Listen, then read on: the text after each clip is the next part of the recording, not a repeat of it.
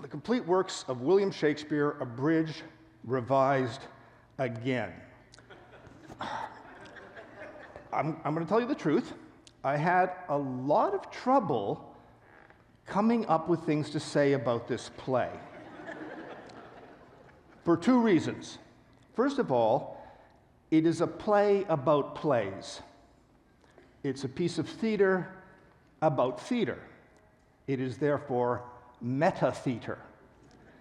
For me to stand on a stage and analyze a play that analyzes plays is kind of meta-meta.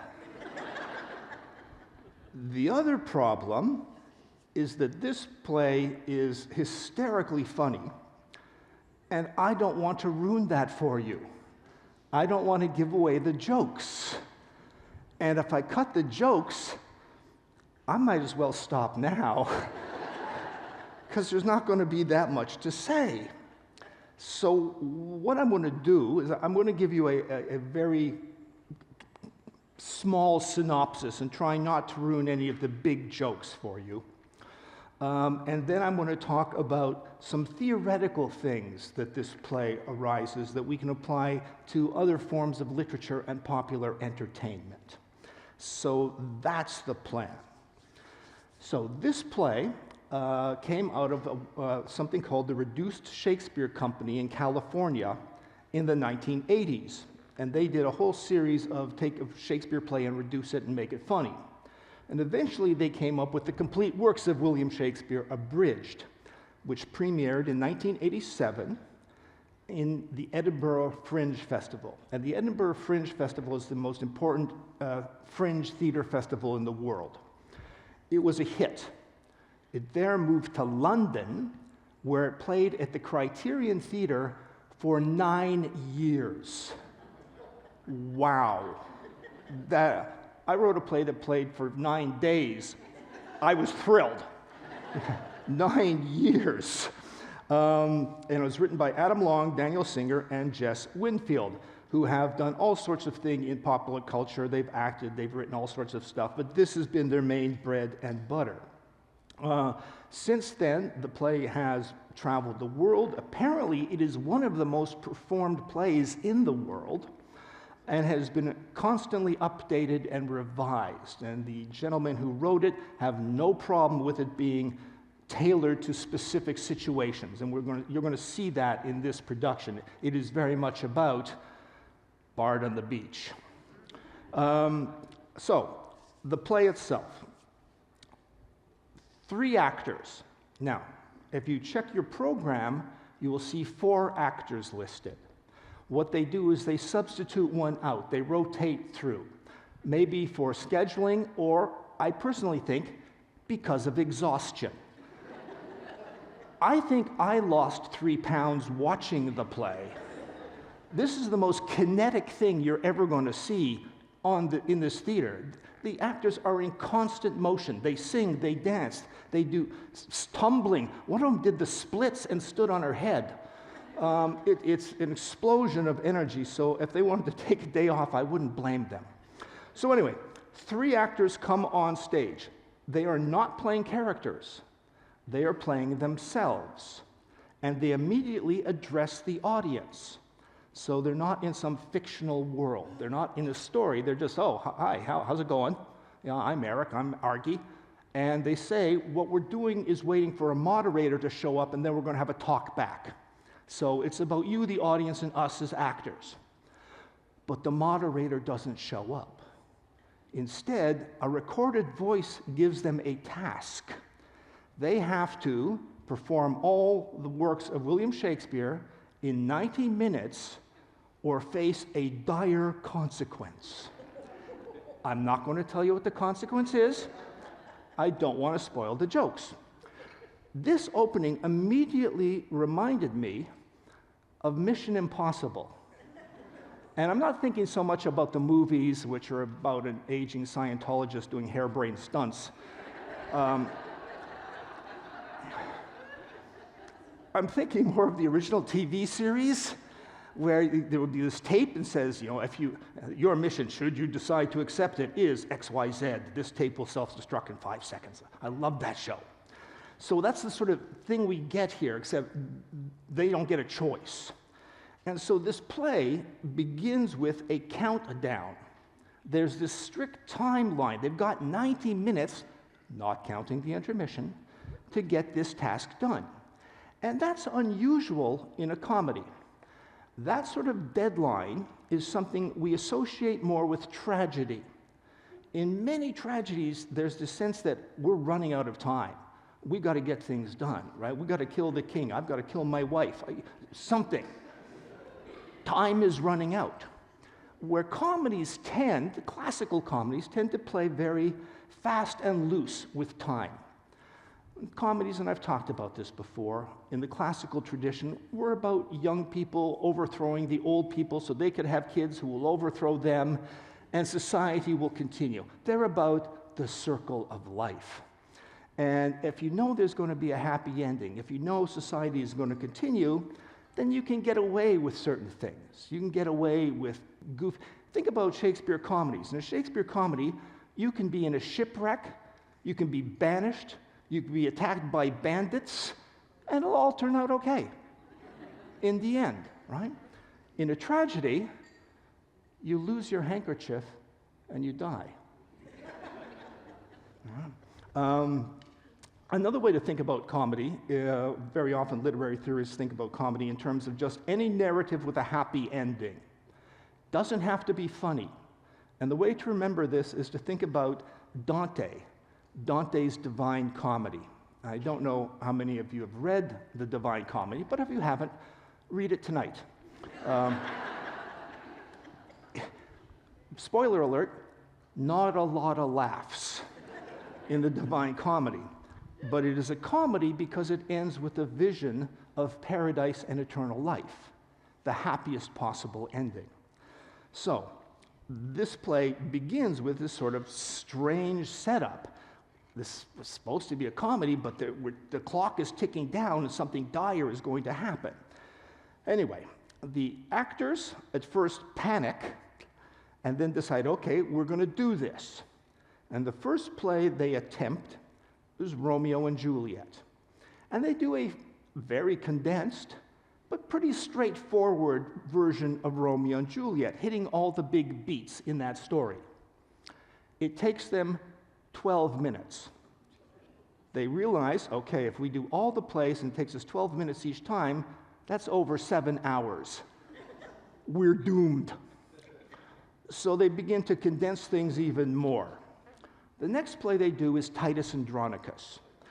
And some of you have murmured, you know the play, but I'm sure a lot of you don't know this play. It's only ever been performed once at Bard on the Beach. And as far as I know, only once elsewhere in Vancouver. So this is Shakespeare's first tragedy, and it is a complete gore fest. A young woman at the beginning of the play is gang raped, her hands are cut off, and her tongue is cut out. Her father is made to cut off his own hand on stage, later has to carry the severed heads of his 2 sons. Finally, Titus takes revenge on the monster behind all of this by killing her 2 sons, cooking them into a pie, and serving it to the mother. After the mother eats some of it, he of course announces it, surprise, and then there's a stab fest, and everyone dies.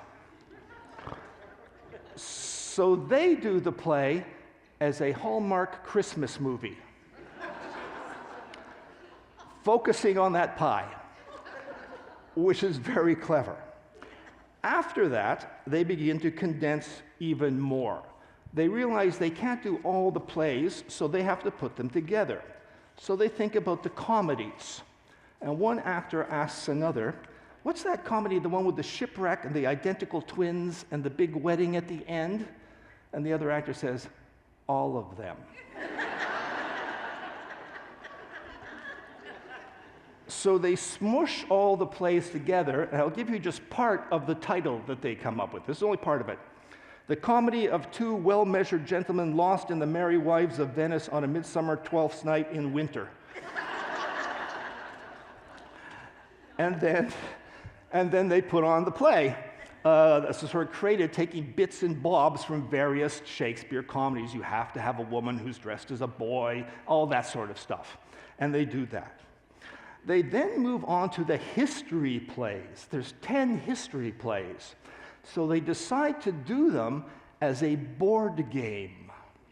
They get out this incredible, and I'll talk more about board games later. They get out this incredibly elaborate board game to play by rolling dice the dynastic adventures of the War of the Roses and other things that the history plays dealt with. Pretty funny. So they get through most of the plays, all but one, by the end of Act 1. They haven't done Hamlet. Act 2 is entirely given over to Hamlet. They do a fairly straight version, then they're told by the voice they have to do it again faster. Okay, we'll do it faster. Then they have to do it again faster still, and then finally do it backwards. And they do. And it takes up the entire second act. And, spoiler alert, they make the deadline. We knew that was going to happen. So that's the play, and I think it is the funniest play that I've ever seen at Bard. I don't think I've ever seen a play where there's that much continual laughter from a Bard audience, which got me thinking a little bit about laughter. Why do we laugh at certain things? Why do we laugh at someone doing a pratfall? Someone walks into a post, someone spills a drink on themselves. I'm thinking about slapstick. And I did a little research about this. The main theorist of laughter was a Frenchman called Henri Bergson, who in 1900 published the first important philosophical study of laughter. And it's called Laughter, an Essay on the Meaning of the Comic. And this is what Bergson said. We laugh every time somebody looks like a material thing. Every time we are under the impression that someone is a thing as opposed to a person. The attitudes, gestures, and movements of the human body are laughable in the exact proportion as that body reminds us of a mere machine. So the more we stop thinking about someone as a person, the more we start thinking of just a thing that, if you've seen the Three Stooges, you know, you can poke them in the eyes, pull their hair, take a cheese grater to their face, and they're okay, right? Then we can laugh. If you see someone trip and not hurt themselves, well, suddenly they're stopping a person, they're just this material object. And so we can laugh at what happens to them. How should I put this? Uncontrollable bodily sounds also make us laugh, because suddenly the person is this, is this meat machine, right? And the body's a bit out of control. And I want you to think about that when you watch the play, especially in the second act when they have to go faster and faster and faster. And they just become movement, and not so much actors as people, as these things quickly doing things as fast as they can, doing costume changes, et cetera, and it becomes funnier and funnier. And so Bergson would argue that that's the reason why.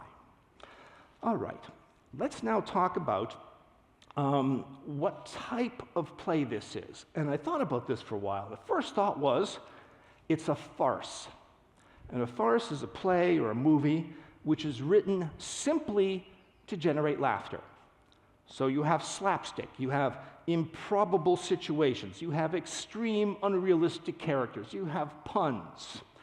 And I was thinking of examples of movies like this, maybe some Mel Brooks movies, maybe that new movie, The Naked Gun. Anything, other examples of movies that are just for laughs, nothing else? Spinal Tap. No, Spinal Tap. I would say, I'm going to come back to Spinal Tap, an essential movie. I could talk about it for days. But yeah, Monty Python, a lot of things. A lot of Monty Python things, they don't have a deep meaning. The absurdity of what's going on is what's funny. So that's one way of thinking about this play. Another way, I'm coming back to Spinal Tap, is to think about it as a satire. Now, satire is a very ancient form. It goes back to ancient Greece. It was popular with the Romans. It's been popular ever since. And satire is literature or performance or film that attempts to correct bad behavior. It points out something that is wrong or foolish, and by representing it, draws attention to it in the hope that people will wake up and fix it. And there are generally thought to be 3 types of satire, each named after an ancient writer. The first one is Horatian satire, named after the Latin poet Horace. And Horatian satire is gentle, it's humorous, it's clever. It gently pokes fun at people and says, isn't this silly what they're doing? And it brings a smile to your face, if not a laugh. And I would suggest that a lot of the Christopher Guest movies like Spinal Tap, or Best in Show, or Waiting for Guffman, these are examples of Horatian satire. These people are foolish, but we don't hate them. As a matter of fact, we kind of root for them, kind of endearing in their silliness. It's what they're doing that is funny, right? So I think that's any other examples of Horatian satire, gentle satire. We used to have the Vinyl Cafe on CBC, which did that very well. Sorry? Three Stooges? I think the Three Stooges is a little too violent for Horatian. Sorry? I can't hear you. Mr. Bean. Mr. Bean. Yes, okay, there's a great example. Rowan Atkinson, Mr. Bean. By the way, before he did Mr. Bean, Rowan Atkinson was a series called Blackadder. Some people have seen this. Blackadder Season 2, set in the Elizabethan period. Must viewing. Okay, must viewing. Anyway, so yeah, there's a good example. The next sort of satire is called Juvenalian, after the late Roman writer Juvenal. This is very different. Juvenalian satire is abrasive, vicious, scorching. It's outrage at the stupidity and evil of the world, or certain people, or certain institutions. And it pulls no punches. A good example, one of the most famous examples in world literature is Jonathan Swift's Modest Proposal. Written in the 18th century, it was a critique of the English colonization of Ireland and the starvation the Irish people faced. I mean, the English were brutal to the Irish. So Swift writes this letter, which is published, a Modest Proposal. Oh, we can fix the problem of starvation in Ireland. They just have to eat their children. And it's presented very straight-faced. Yeah, the average woman could produce this number of children. There are a variety of recipes. Right? And it's just a searing indictment of English attitudes towards the Irish. A good example, modern one, would be the book and movie American Psycho, which is a vicious satire of 1980s materialism. Other examples of vicious satire? South Park, especially lately. When you depict Donald Trump in bed with Satan, you're not pulling punches. So that's probably the best example. The final type of satire is called Menippean, after the Greek satirist Menippus of Gandhara.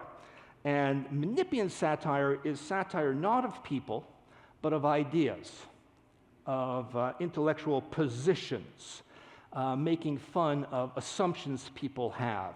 A good example would be Voltaire's book Candide, that made fun of the Enlightenment period's optimism. Everything's going to work out perfectly. Maybe not. Tristram Shandy. Alice in Wonderland makes fun of a whole series of ideas and assumptions. Any other examples of this? Something that yeah. Don Quixote, which is very meta, and it's taking on that sort of literature and the ideas of honor and chivalry that poor Don Quixote is trying to continue. Yeah, good example. So you get the idea. Now, what does satire do? For a large extent, it exaggerates. Right? Find something that exaggerates it to the point where we recognize its absurdity, and we correct it. So that was another possibility for this play. It's a satire. Here's the problem, though. you can satirize Shakespeare as much as you want, it's not going to correct it. Right? You can't correct Shakespeare. You can't correct a work of art. So this brings us to the next form of humorous literature, parody. Parody. And again, literary theorists who should just shut up sometime, they have three types of parody. There's parody, burlesque, and travesty. A parody is something based closely on the original. A burlesque is something that strays a bit from the original to push boundaries and bring in other material. And a travesty is, just as it sounds, sort of a demolition of the original material. Now, the thing about parody is it assumes audience knowledge. You can't successfully parody something that no one knows, right? So the things that get parodied are things in the public consciousness, in the public eye. And Shakespeare is the most parodied author in world history. The great period of Shakespeare parody was the 19th century, which is not surprising because in the 19th century, Shakespeare was the god. He was treated as the almighty everything. 1 out of every 4 plays performed in the United States in the 19th century was Shakespeare. Shakespeare was everywhere, and since everyone knew him, you could parody the heck out of him. There was a collection of 19th century parodies we have in the library at SFU. It's 3 volumes, right? So there's tons of them. My favorite one is called, you may recognize this title, Rosencrantz and Guildenstern, a tragic episode. Now, immediately we think of Tom Stoppard play, which is a parody, Rosencrantz and Guildenstern are dead, but this was written by W.S. Gilbert. Some people are getting it. Of Gilbert and Sullivan fame, the authors of and composers of Pirates of Penzance, Mikado. I love Gilbert and Sullivan. Why don't they do some? Anyway. Stratford, Ontario did a whole bunch of Gilbert and Sullivans. They all sold out. Yes, I'm getting thumbs up. Love Gilbert and Sullivan. Okay. It was first performed in 1892 and it was revised in 1900. And this another little weird fact for those of us who of a certain age. When it was revised, Guildenstern was played by P.G. Wodehouse. There, you're my people. Those of you who don't, P.G. Wodehouse wrote the Jeeves novels and a whole bunch of other, which are just wonderful comic novels. And if you don't like P.G. Wodehouse, I will fight you. They're great. So, because Shakespeare is so well known, he's been parodied. And another reason why I think Shakespeare gets parodied is there's this human desire to mock the exalted. You see the Mona Lisa and think, I could put a mustache on that, right? You watch something like The Life of Brian, Monty Python movie. We'll take the holiest thing in the world and just turn it upside down. So there's a little bit of that, I think, with Shakespeare. You'll notice in this production, the plays that get the biggest treatment are Romeo and Juliet and Hamlet. Why? They're probably Shakespeare's best-known plays. Every school child knows Romeo and Juliet. Every breathing human being has heard of Hamlet. So they get the biggest treatment. Other things are parodied in the movie. For example, I mentioned Christmas Hallmark movies. I've never actually seen one, but I know people who have been in them because they shoot a lot of them here. There's even certain members of the Bard community who have appeared in Hallmark Christmas movies. I'm not going to tell you on camera, but if you speak to me later, anyway. And they do a brilliant send-up. So this is after Tamara has been fed the pie with her 2 boys cooked into it.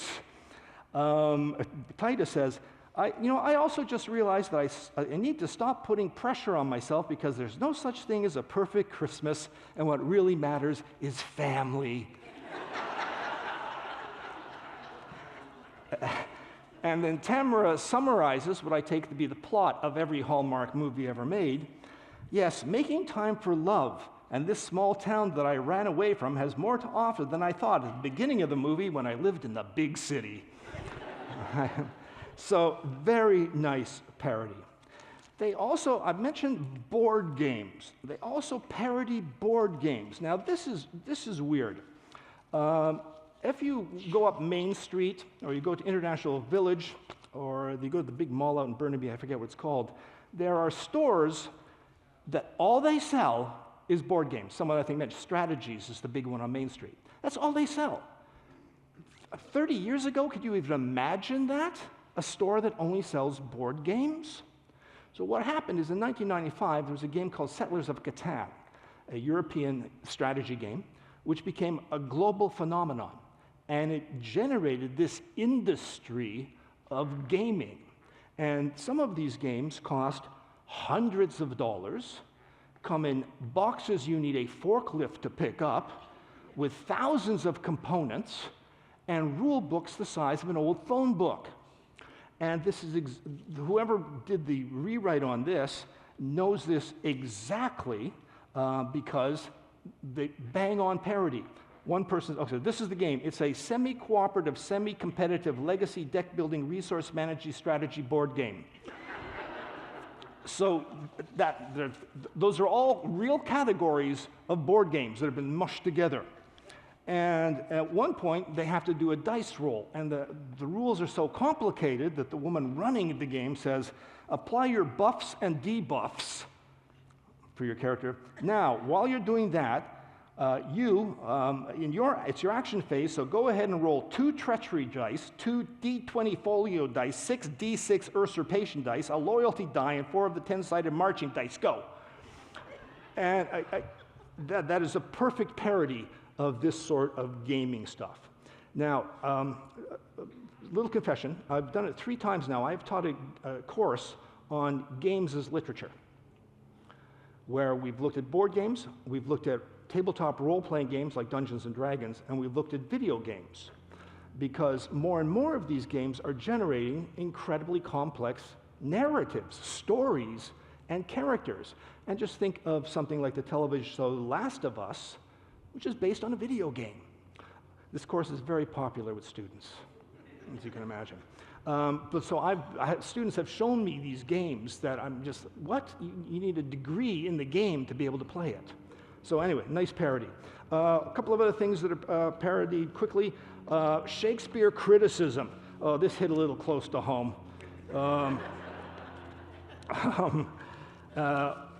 This is the middle of the comedy section. One point,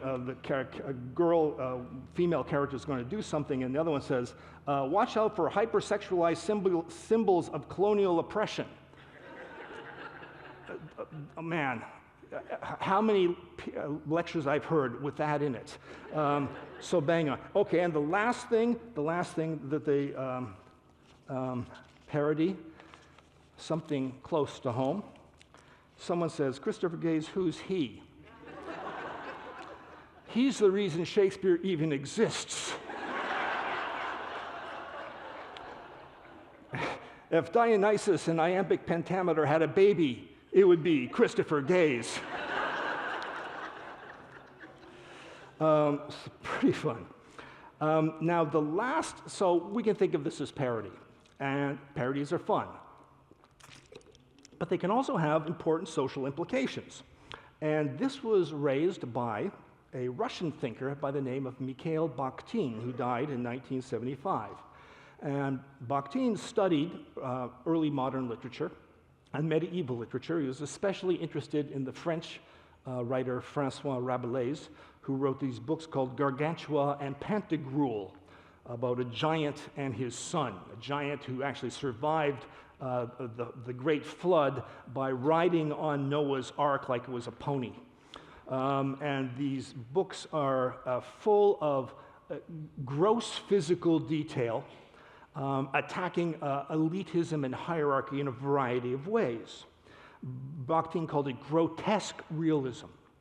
And he argued that if you look at medieval and Renaissance society, there was often periods in the calendar where you had carnival, where the rules were discarded for a day, for a week, where the masters had to serve the servants, where you could mock the exalted. Social hierarchies were overturned.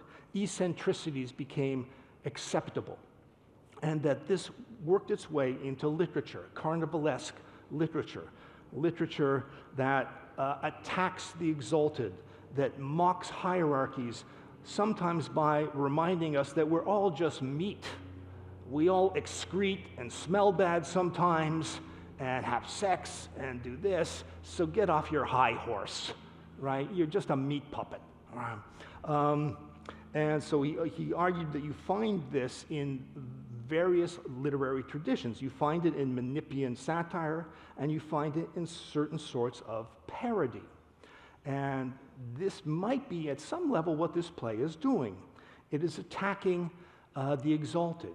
It's making fun of Shakespeare's, precious style. Oh, don't touch Shakespeare, right? Don't dress Shakespeare in modern clothes. It has to be in this Elizabethan dress. That sort of idea that Shakespeare should be preserved like a museum piece. Parody, the Carnivalesque, overturns that entirely. And we get that in the play, I think, from the very beginning, with the fact that it's supposed to be a play, but the actors come and talk to us. They talk to us through the entire thing. The normal actor-audience division is gone. So that hierarchy is removed. Remember when I talked about Two Gentlemen of Verona? I said that when you watch a play, a Shakespeare play, there are two imaginary locations. There's the locus, where I'm in the world of the play. I'm in Verona, I'm in Messina. But occasionally characters will step out to what we call the platea, this imaginary area where now I'm with you guys. And I can tell you, I hate that guy. I hate him. And then I go back in here. This play is entirely in the platea. There's no locus. Right? And we get that not just from the way they address us and engage us, but they require our input, right, at various times in the play. The actors very often are up in the audience. They get audience members to do things, so that hierarchy is overturned. So in some ways, we might consider this carnivalesque. It's also an old tradition. Like I said, the medieval people did it. Some people like Bertolt Brecht in the 20th century said, that's important because if you stay in the locus, people just say, oh, that's a nice story. But if you address them, you're confronting them. And now they have to think. Bertolt Brecht said, I don't want my audiences to be in a warm bath. I want them to be angry, on edge, and talking to me. So they do it for funny things, but you can see how that technique, Brecht called it alienation, could also work for different things. A couple of other final ideas before we go to some questions. This play keeps getting updated all the time. And when you update it, what gets inserted into it are more and more anachronisms. We get all sorts of references to Christopher Gaze, to board games, this sort of thing, which is funny, but it also makes it more relevant to the audience, because now we're in the audience's world. Oh, yeah, I know that stuff. Yeah, I know Christopher. I played that game, or something like it. So it gives an immediacy to the humor, to the satire, to the carnivalesque. The other thing about this play, which I think is interesting, is it shows us the elasticity of Shakespeare's texts. Coming back to this idea, and I've mentioned this before, very often people come up to me and say, don't you hate it when they update Shakespeare? They put Shakespeare in space. They put him in the Old West, right? That's crazy. And I always say, no, you're not going to break Shakespeare. Update all the time. You will not break him. This play might be the absolute extreme example of that you can take Shakespeare. Here's an example. We all know Beethoven's Ninth Symphony, Ode to Joy. You know the melody boom like that, right? If I play it on a kazoo, is it still Ode to Joy? I don't have a symphony, I don't have a chorus, which Beethoven wanted, right? But it's still recognizable. It's still, in some essence of the original is there, even though I have made a travesty of it. Right? It's still there. I think what this play shows us is that you can do anything with Shakespeare. It's indestructible. Parody, ridicule, make fun of it, satirize it. You can't kill Shakespeare. I think I'll stop there. Okay. Thank you. I'm just wondering if there's ever been like a screen version or anything filmed of this play? If you go on YouTube, you can. Someone did film one of the early productions, I think, in London, and it's interesting how different it is than the version you're going to see here or you have seen here, and how the cultural references from the early '90s are entirely different than the ones we get here. So yes, it is available to watch on YouTube. Yeah. We saw it in London many years ago, and there was a lot of improv involved. Yeah. There's none in this production. It's quite different for that reason. Well, I mean, when I saw it, there was some improv because there was audience reaction. At various times, the actors were calling on the audience to do certain things and then playing against it. There was a lot of improv, and there was also at a couple of points when I saw it, some of the actors were egging on other actors, and one of them broke, a couple of times because the other actors were improvising, I guess, going off script. But I never saw that original version. Maybe they did a lot more improvisation. Yeah. Okay. Yeah. Over here. I'm aware that the playwrights encourage productions to update and amend the show. My question is there a percentage? Did the playwright say you can amend up to 30% of the show, 50% of the show? Would you know that? I know that there are certain playwrights who insist in their publishing rights that nothing can be changed. I remember this, I'm going back to high school. Back when I was in high school, there was something called the Simpsons Drama Festival in Ontario. And high schools entered plays into this competition. And one year, a school put on The Effect of Gamma Rays on Man in the Moon Marigolds, which is an old play, in 2 acts. They only did the first act. The contract, publishing contract, required them to then go into the dressing room and perform the second act to themselves. So there is I won't mention a name, but there's a certain play, Shakespeare-adjacent play, which I think would be great to see here.